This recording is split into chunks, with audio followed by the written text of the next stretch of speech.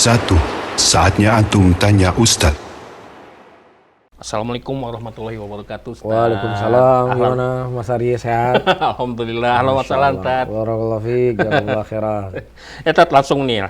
Ya, ini ada gimana tuh, pertanyaan Mas masuk nih, Tat. Ya. Nah, pertanyaan, ada Ustadz Sunnah yang menjelaskan bahwa ta'assub dan taklid sama Ustadz itu dibolehkan. Ya. Karena beliau beralasan bahwa seorang Ustadz aja boleh taklid pada pendapat seorang ulama. Apalagi kita yang masih dalam tahap belajar, katanya. Ya. Mohon penjelasannya, Tat. Jazakallahu khair. Jadi kalau kita berbicara tentang permasalahan taklid, ya itu banyak hal-hal yang perlu untuk kita lihat dan kita kaji.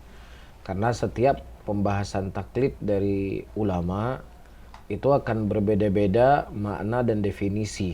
Jadi kita membutuhkan apa dulu nih definisi daripada taklid itu sendiri. Iya, iya.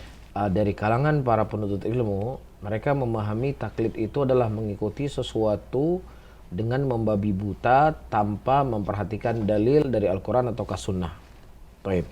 Jelas model-model seperti ini adalah sesuatu yang sifatnya adalah tercelah.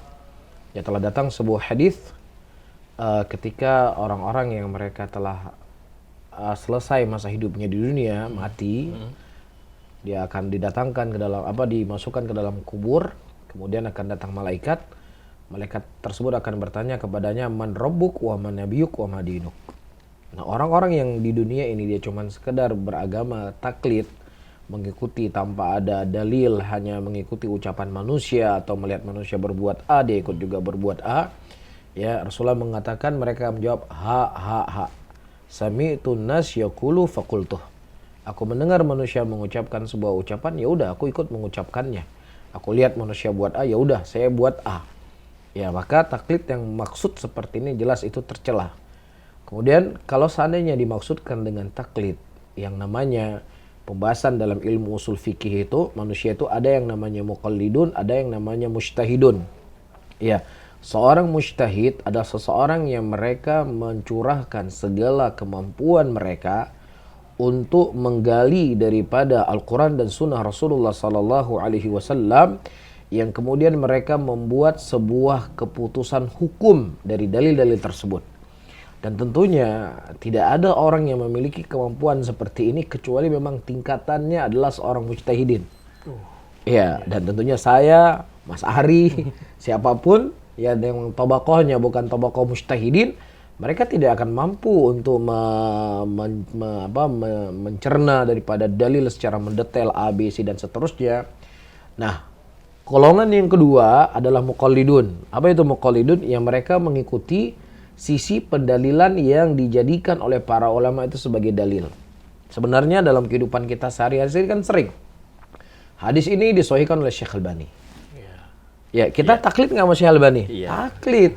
Buktinya kita kan nggak memeriksa kenapa Syekh Albani mengatakan sahih, kenapa Syekh Albani mengatakan dhaif, kenapa Syekh Albani mengatakan hadisnya mungkar. Kan kita nggak periksa semua jalan-jalan.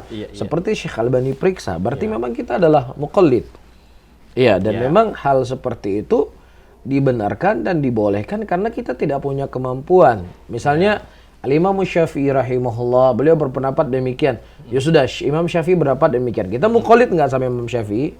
Kita muqallid sama Imam Syafi'i. Ya.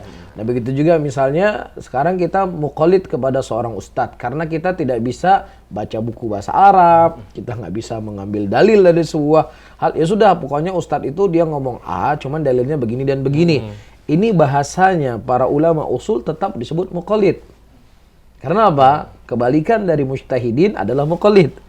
Ya, seseorang yang tidak dikatakan muqallid dalam ilmu usul, dia membahas segala sesuatu dari sisi pendalilan secara terperinci atau secara dalil-dalil bagaimana dia mengambil sebuah hukum.